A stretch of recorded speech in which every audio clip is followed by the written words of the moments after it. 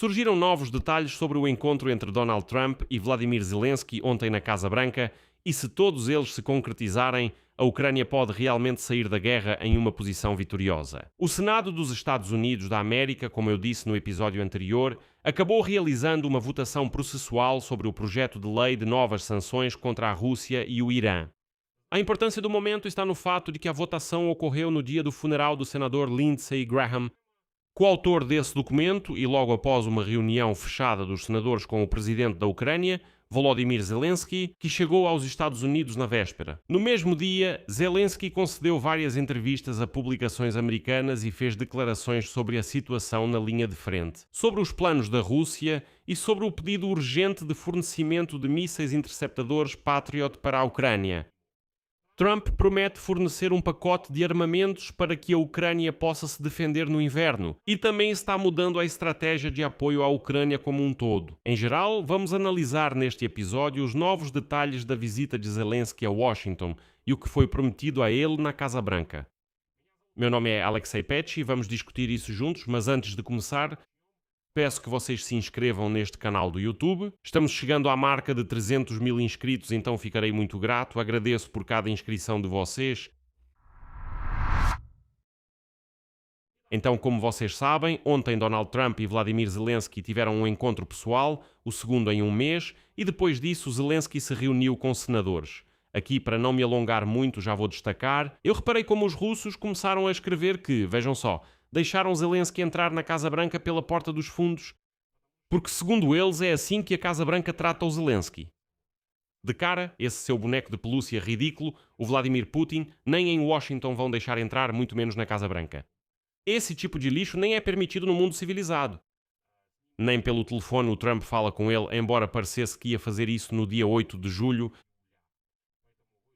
Então, fechem um pouco a boca, isso aí. Vou repetir, quando um russo entra na internet, no YouTube americano ele deve se lavar, pentear o cabelo, perceber que ele já não faz parte do seu grupo.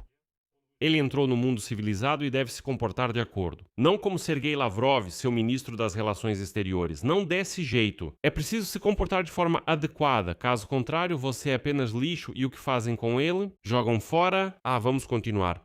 Vamos começar com o projeto de lei de sanções, já que esse é o resultado mais concreto do dia. O documento, no qual o falecido senador republicano Lindsey Graham trabalhou por mais de 2 anos, recebeu publicamente o nome de Sanções Infernais.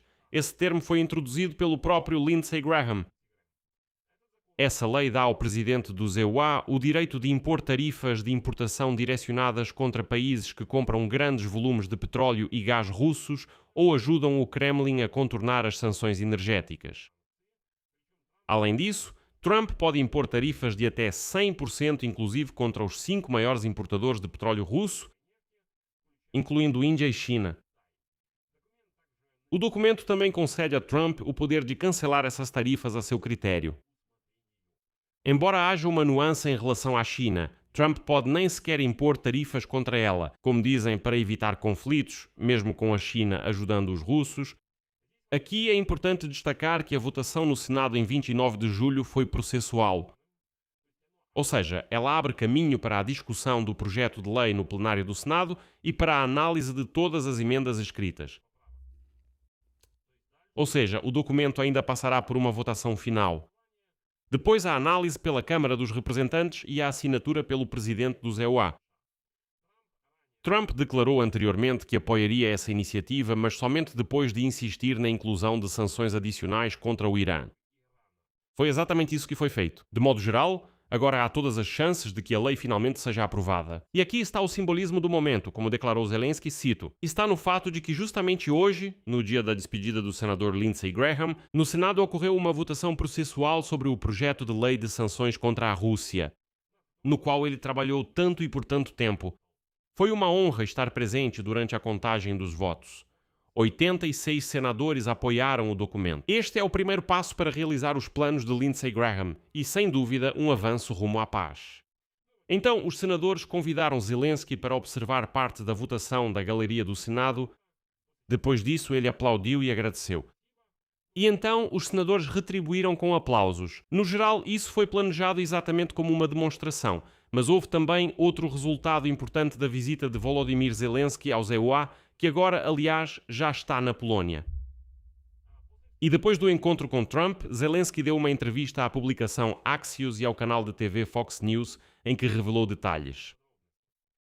Vamos avaliar a situação na linha de frente. Segundo Zelensky, agora a iniciativa não está com Vladimir Putin. Ele justificou isso com as perdas do exército russo, abre aspas. Agora Putin está perdendo 30 mil de seus soldados por mês. São muitas perdas, mas ele não quer parar essa guerra. Por isso, agora a iniciativa não está nas mãos de Putin. Ao mesmo tempo, Zelensky ressaltou que, apesar da perda da iniciativa, Putin se recusa a aceitar o cessar-fogo. Já em uma entrevista ao portal Axios, Zelensky fez uma análise mais detalhada das intenções do lado russo.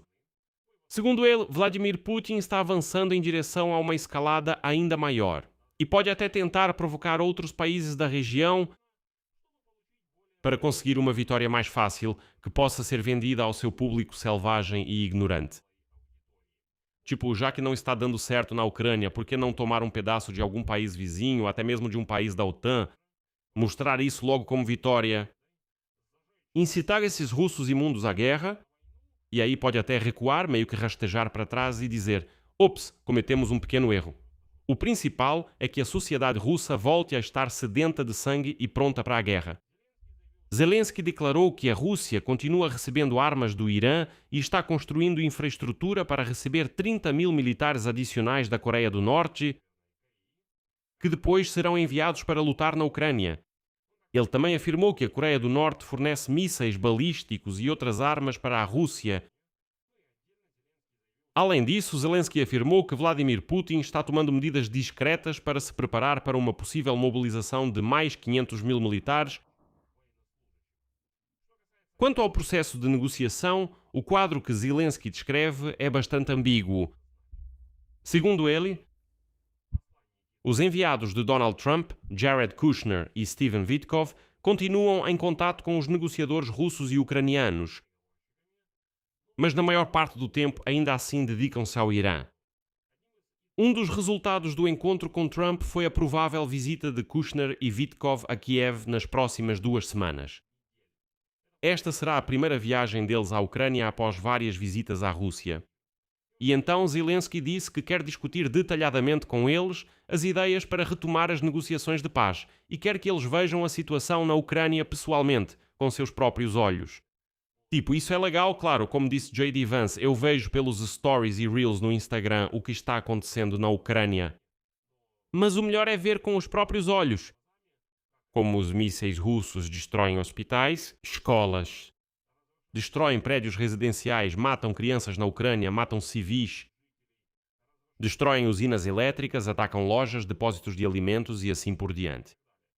Só vendo com os próprios olhos para entender com que tipo de selvagens os ucranianos estão lidando. Bem, e de acordo com as palavras de Zelensky, Kushner e Witkoff ainda buscam um cessar-fogo para criar espaço para a diplomacia. Mas o próprio Zelensky é cético, ele não acredita que Vladimir Putin concordaria com uma pausa nas hostilidades. Apesar desse ceticismo e da dinâmica atual no campo de batalha, Zelensky declarou que está interessado em retomar as negociações de paz com a Rússia. Perguntado sobre o avanço das negociações para acabar com a guerra, Zelensky respondeu de forma contida, cujo teor se resume ao fato de que é prematuro falar sobre avanços reais neste momento, já que a principal atenção da administração do EUA está voltada para o Irã, e aqui está a principal questão prática desta visita de Zelensky aos EUA, são os fornecimentos de mísseis interceptadores para os sistemas de defesa aérea Patriot. Como declarou o próprio Zelensky, ele pediu ao Trump que fornecesse urgentemente à Ucrânia o chamado pacote de inverno de mísseis para o Patriot, para repelir os ataques russos contra instalações de energia. Segundo ele, até o inverno, a Ucrânia espera receber 300 mísseis interceptores de mísseis balísticos. Zelensky também afirmou que durante a reunião de terça-feira, Trump concordou em acelerar a emissão de licenças para a produção desses mísseis interceptores para o Patriot.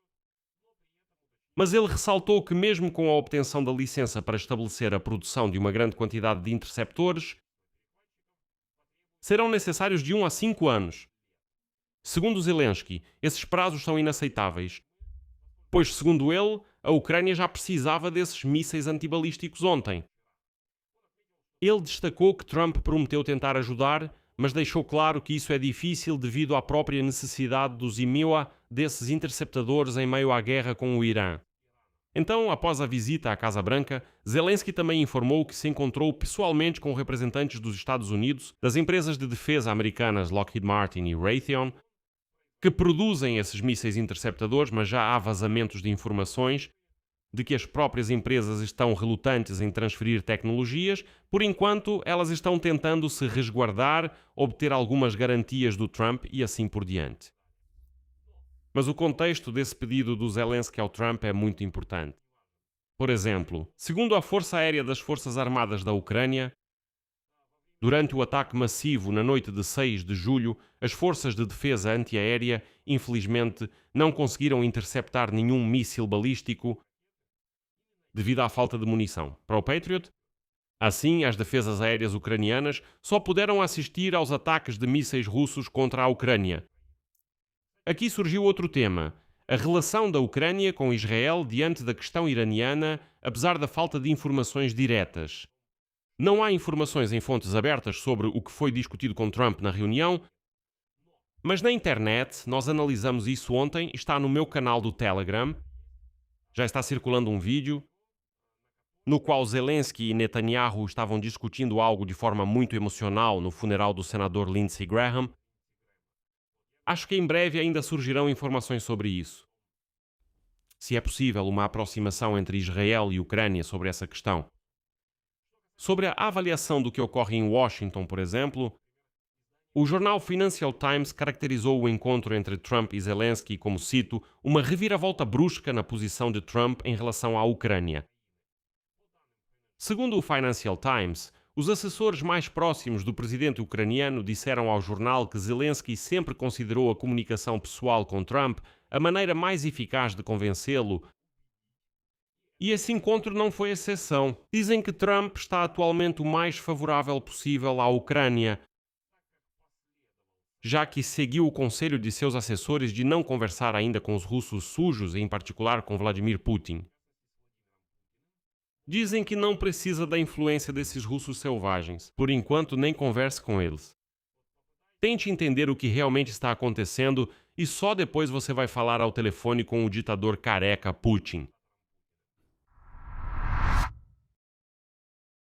Mas, voltando às sanções, é óbvio que para a Ucrânia a aprovação do projeto de lei de sanções, pelo menos na primeira leitura processual, já é um resultado real, embora intermediário.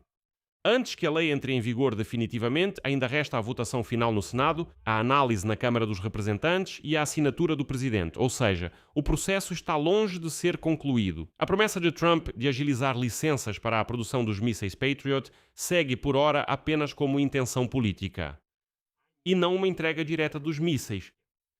E as próprias palavras de Zelensky sobre prazos de 1 a 5 anos para estabelecer a produção em massa mostram que isso não oferece uma solução imediata para o problema da falta de interceptadores. Para os Estados Unidos da América, a adoção de sanções contra os compradores de petróleo russo cria, por um lado, uma alavanca adicional de pressão sobre Moscou, mas ao mesmo tempo traz custos reputacionais e comerciais nas relações com a Índia e a China, já que esses países foram citados como alvos desse projeto de lei sobre sanções. Para a Rússia, o próprio fato de haver apoio bipartidário às sanções no Senado, com uma diferença de 86 votos a favor e 12 contra, é um sinal de que continua existindo consenso nos EUA contra o afrouxamento da pressão sobre Moscou.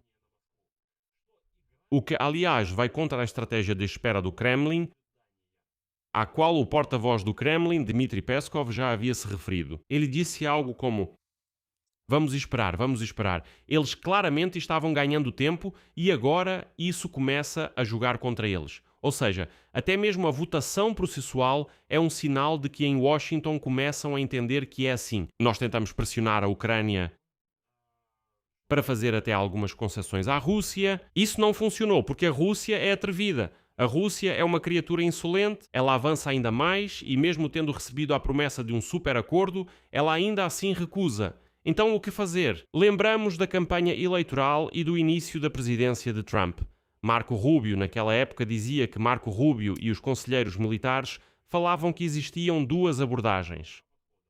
Então, nós vamos pressionar a Ucrânia e observar o que a Rússia vai fazer, se a Rússia continuar mesmo assim. Se não aceitarem, pressionamos Moscou.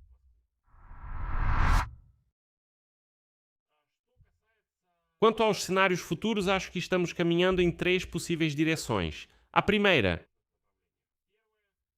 o projeto de lei de sanções passa pelas etapas processuais restantes e entra em vigor com pressão real sobre os compradores de petróleo russo, o que, na opinião de alguns senadores americanos, pode realmente pressionar Putin a negociar. Mais precisamente, não serão apenas as sanções que o empurrarão para as negociações, mas também seus próprios parceiros. Segundo ponto, o processo está se arrastando. Na fase da Câmara dos Representantes ou devido ao uso pelo presidente Trump do direito de cancelar tarifas a seu critério, e o efeito acaba sendo muito limitado.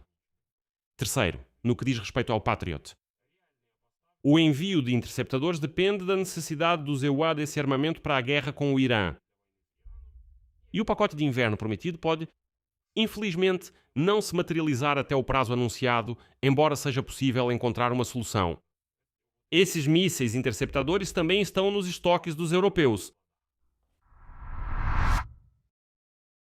Resultado: em 29 de julho, o Senado do EUA apoiou em uma votação processual o projeto de lei sobre sanções severas contra a Rússia e o Irã, com tarifas de até 100% contra os maiores compradores de recursos energéticos russos. Volodymyr Zelensky, que estava em Washington nesse mesmo dia, chamou isso de primeiro passo para a paz e, ao mesmo tempo, declarou que a iniciativa na guerra já não está mais nas mãos de Vladimir Putin.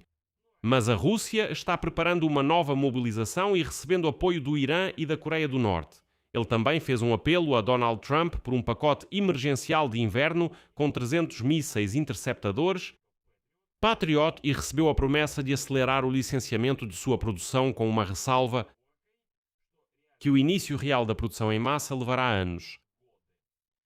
Segundo o Financial Times, isso foi uma guinada brusca de Donald Trump em direção à Ucrânia. Ao mesmo tempo, nenhum dos mecanismos discutidos, ou seja, nem mesmo as licenças para a produção do Patriot, até agora trouxeram a uma mudança imediata, digamos assim, na situação material lá na linha de frente. Essas são decisões com efeito retardado, cuja implementação depende das etapas processuais subsequentes no Congresso e dos prazos de produção das empresas americanas de defesa. No entanto, isso já é um avanço e acho que é impossível discordar disso. Vou encerrar por aqui, deixe sua opinião e suas conclusões nos comentários abaixo deste episódio. Inscreva-se no canal, ative o sininho e deixe seu like. É isso por hoje, cuidem-se, até mais, pessoal.